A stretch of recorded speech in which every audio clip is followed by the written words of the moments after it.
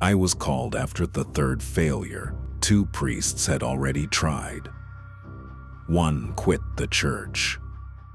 The other was carried out on a stretcher, alive but empty, staring at the ceiling like something had scooped him out and left the shell breathing. The child was 8. She was small for her age, wrists thin enough that the restraints looked obscene. Not for safety, they told me, for stability. When they loosened the straps, the floor reacted. Hairline cracks spread across the tiles like veins under skin, then stopped once she was secured again. "She isn't possessed," the mother said, standing in the corner, fingers bleeding from where she'd been chewing them. "She's open." They didn't bring me a case file. They brought blueprints, old ones, beneath the house, beneath the town, a vertical shaft sealed decades ago, directly under the child's room. She started talking after the seal weakened, the doctor said. Not voices, coordinates, depths, times. I stepped closer to the bed. The girl's eyes tracked me without moving her head. "You're late," she said calmly. Not a growl, not a snarl, a statement. Then the lights dimmed, not flickered, dimmed evenly, like the room was being lowered into something vast and waiting, and somewhere below us, something answered. The girl's mouth didn't move when the sound came up from the floor. It wasn't a voice. It was pressure, the kind that makes your teeth ache and your vision pulse. The crucifix in my hand vibrated once, then split clean down the center, like something had tapped it from the inside. I asked her name. She smiled, but her lips stayed closed. "That's not how doors work," she said, the words coming from somewhere behind my left ear. They showed me the scans. Every night at exactly 3:12 a.m., her body temperature dropped 5 degrees. At 3:13, the ground beneath the house shifted. At 3:14, animals within a mile screamed or went silent. At 3:15, she slept peacefully. I began the rite anyway. Latin first. Then the older words they don't teach anymore, the ones you're only given after you sign a second oath. She listened, patient, curious.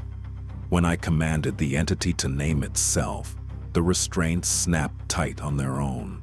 The walls bowed inward like lungs pulling breath. "I'm not in her," the girl said softly. "She's in me." The floor split open beneath the bed, not a crack, an opening. Warm air rushed up, carrying the smell of iron and rot. Far below, something shifted closer, and the child started counting down. She counted in a child's voice. 7, 6. With every number, the opening beneath the bed widened, not tearing, unsealing, like something patient had been waiting for permission. The smell intensified.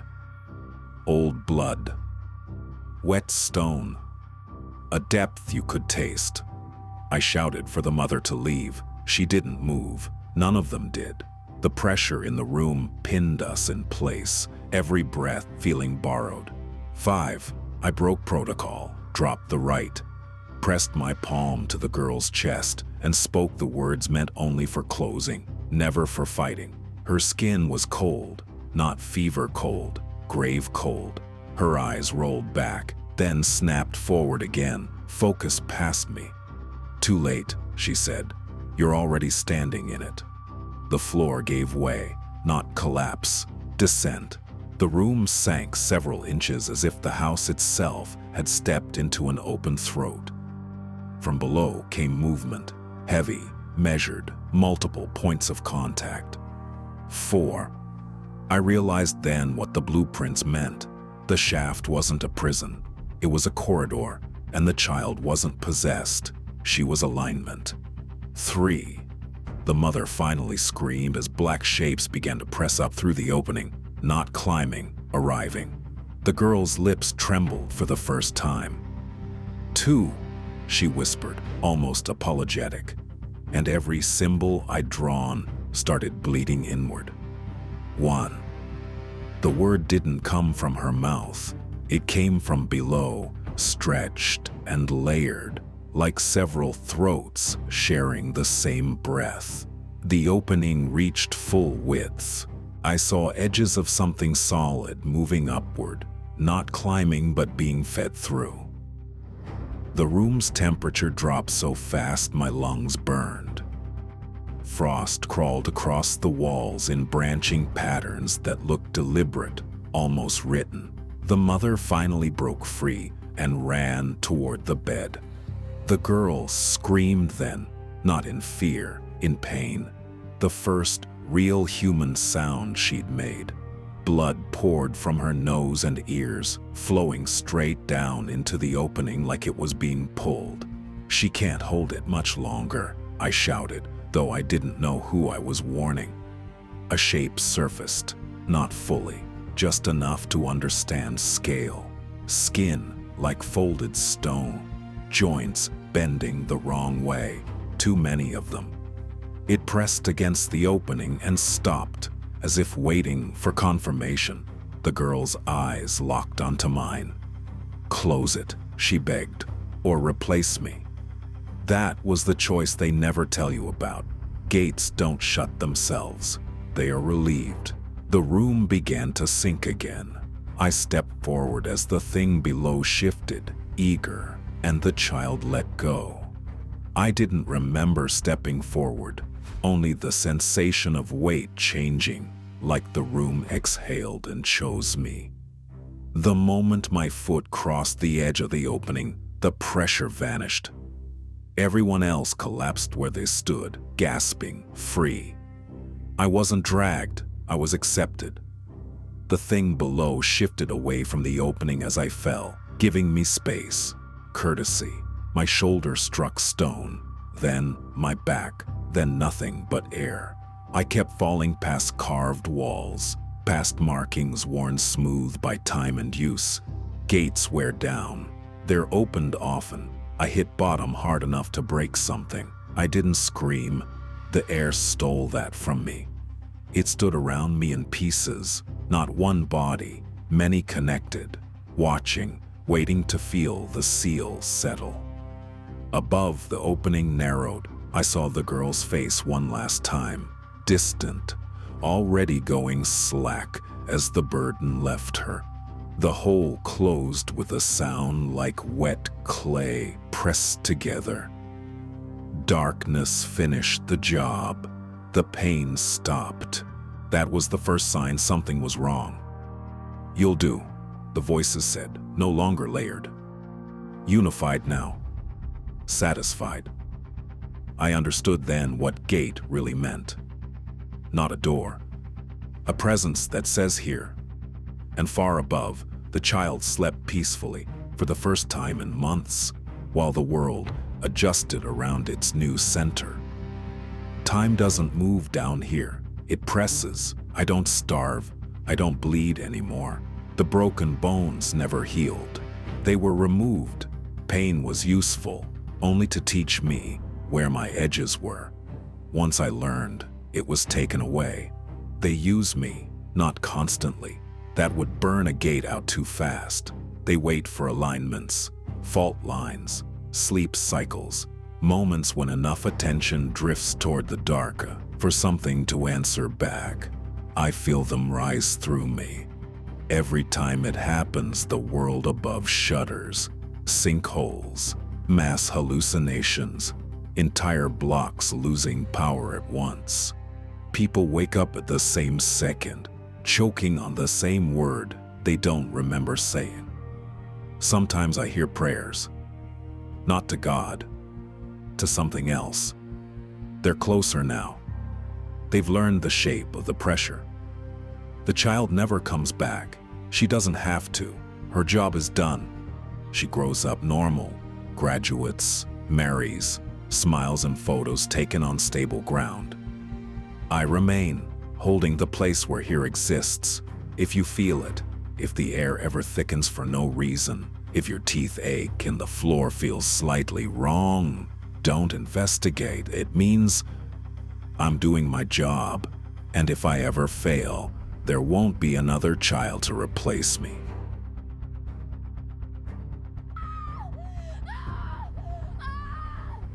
They tied my wrist to the bed. Before I understood what was happening, I had gone to the rectory because my sister said I was changing. Not violent, not raving, just quiet, distant, exhausted. The priest didn't ask many questions. He watched me breathe. He watched my eyes. Then he told them to lock the door. The room smelled like oil and old water. A crucifix was pressed into my chest so hard I felt skin tear. When I screamed, he nodded like that confirmed something. 2 men held my legs down. Another forced my mouth open and poured something bitter down my throat. I choked and they called it resistance. The priest began reading in Latin. Every time I begged him to stop, he raised his voice. He said the thing inside me was trying to trick him. He said it would lie, cry, pretend to be afraid. When my body started shaking, they smiled with relief. Proof I wasn't shaking because of a demon. I was shaking because my shoulder dislocated against the restraints. They burned incense under my face until I gagged. They pressed the crucifix into my mouth until my gums split. When I went hoarse, they said the voice was weakening. At some point I realized something worse than pain. No one in that room was listening to me anymore. They didn't stop when I passed out. I know because I woke up choking on water. Holy water, they said. It flooded my nose and lungs while my head was forced back over the edge of the bed. I thrashed, and someone leaned their full weight onto my chest until my ribs screamed. The priest shouted louder, his voice sharp with panic now, not authority. He was losing control of the room. That's when they brought out the tape recorder. They said demons respond to their own names. They pressed play and demanded I repeat the words. When I couldn't, when my mouth only produced wet, broken sounds, they decided the thing inside me was resisting again. A woman I didn't know held my head and whispered prayers directly into my ear, fast and frantic, like she was afraid to slow down. My vision tunneled. My hands went numb. Somewhere between breaths, I realized I wasn't fighting anymore. They took that as progress. The priest announced the spirit was loosening. He said the vessel was breaking. I felt something crack in my neck when they forced my chin to my chest. Stars burst behind my eyes. I tried to scream, and only air came out. Someone said, "Don't let it die yet." That was the first time I understood the truth. They weren't trying to save me. They were trying to finish something they'd already decided was real. They decided the final step required silence. They stuffed cloth into my mouth, tied it tight behind my head, and told each other this was necessary so the demon couldn't perform. My tongue swelled around the fabric.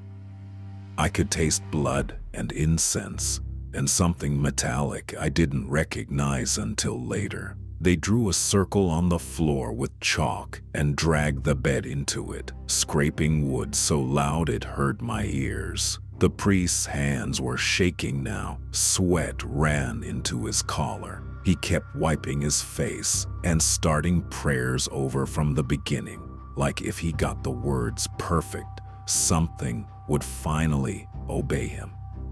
When my body went limp, one of them slapped me hard across the face. "Don't let it fake death," he said. They heated something over a candle. I smelled burning oil, then flesh. The pain hit a second later, deep and white and total. My back arched so violently, the restraints tore skin. I made a sound that didn't feel human. and every single one of them froze. Not because it was unnatural, because it was wrong. The priest stared at me, really looked at me for the first time. My eyes weren't rolled back. I wasn't convulsing anymore. I was staring straight at him, fully conscious, silently begging. For a moment, doubt crept in. Then he whispered, "It's adapting." And he pressed the burning symbol into my chest again, harder than before, determined not to be wrong. By the 4th hour, my body stopped reacting. No screaming, no shaking, just shallow, uneven breaths that whistled through my nose. They mistook that for surrender. The priest said the entity was withdrawing inward, hiding deep where it would be hardest to reach. So they went deeper. They cut my shirt open and marked my skin with oil and ash. Every symbol was pressed too hard, like they were trying to carve belief into me. When my heart rate dropped, someone panicked and slapped my face again. Another poured more water over my head, cold enough to shock my lungs back into motion. I wanted to tell them I was still here, that I could feel everything, that my left arm was numb and my fingers wouldn't move, that something inside my chest felt loose, wrong, like it had shifted out of place. But the gag stayed in. The priest's voice cracked as he began the last prayer. He wasn't commanding anymore. He was begging. He promised suffering. He promised destruction. He promised he wouldn't stop until whatever was inside me was gone. My vision blurred. The ceiling lights smeared into long white streaks. I felt warmth spreading under my back, pooling slowly, and I couldn't tell if it was blood or something worse. Someone said very quietly, "He's not reacting."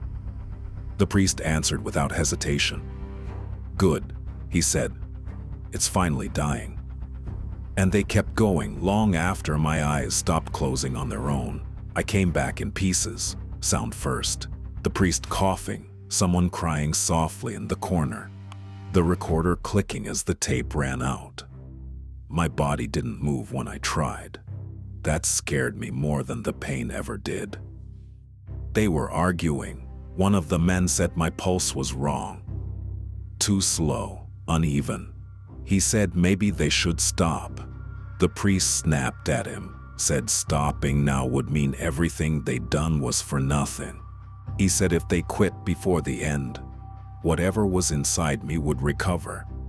He leaned close to my face. I could smell fear on his breath. "Leave him," he commanded. Nothing happened. I tried to breathe deeper and couldn't. My chest barely rose. My vision tunneled again, but I was still aware enough to feel hands loosening the restraints, not to free me, to reposition me. They thought the demon was hiding because my body was failing.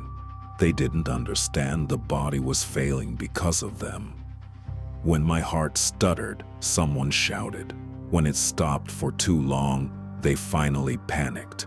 The priest ordered the gag removed so the spirit could be forced out. My mouth opened, blood spilling onto my chin. I tried to speak. All that came out was a wet gasp. The room went silent. In that silence, they finally saw it. There had never been anything inside me, and whatever they had killed wasn't a demon at all. They called the ambulance too late. I remember the ceiling lights sliding past as they rushed me out. The priest nowhere in sight. Someone kept saying my name, louder each time, like volume could pull me back. My heart started again once, just once, long enough for hope to flicker and die. I didn't wake up in a hospital. I woke up weeks later, in a different bed, unable to feel half my body. They told me I'd suffered massive trauma, hypoxia, internal injuries. A medical emergency, they said, carefully avoiding details. No one used the word exorcism. The church denied everything. The priest was transferred. The others acted in good faith. The official report said I arrived already unresponsive. No charges stuck. Faith complicates accountability. I live now with a tremor in my hands and a blank space in my memory where 4 hours of my life were beaten, burned, and prayed out of me. Loud voices still make my chest seize. Latin makes me nauseous. The smell of incense sends me back to that bed. Sometimes late at night, I replay one thought over and over. If I had died, they would have called it a victory. They would have said the demon resisted to the end. They would have buried me believing they were right. And that is the part that still terrifies me most. Because nothing they did required evil, only certainty.